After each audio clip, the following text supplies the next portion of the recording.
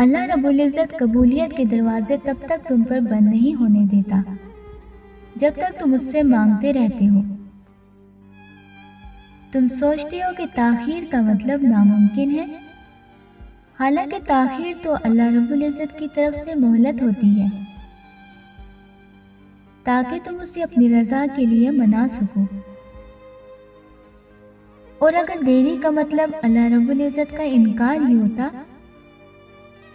تو وہ اتنے لمبے انتظار کے بعد حضرت یعقوب علیہ السلام کو حضرت یوسف علیہ السلام سے کیوں ملواتا؟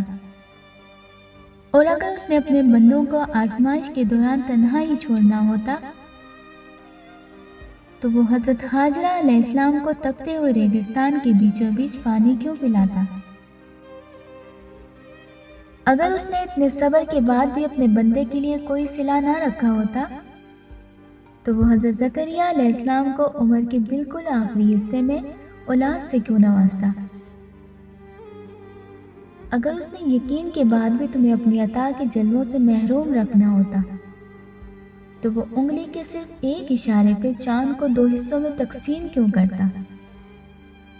اللہ رب العزت کوئی بھی چیز تم تک بے مقصد نہیں پہنچاتا، وہ جس جانب بھی تمہیں لے کر جانا چاہتا ہے اس جانب جانے کے وسیلے بناتا ہے۔ تمہارا نصیب تمہیں بس ان راستوں کی طرف لاتا ہے جو اللہ رب العزت نے تمہارے لیے لکھ دیے ہیں، مگر تمہیں ملتا وہی ہے جس کے لیے تم دعا کرتے ہو۔ بے شک وہ تمہیں بن مانگے بھی عطا کرتا ہے، لیکن جو مانگا گیا ہو اس کی فریاد کبھی رد نہیں کرتا۔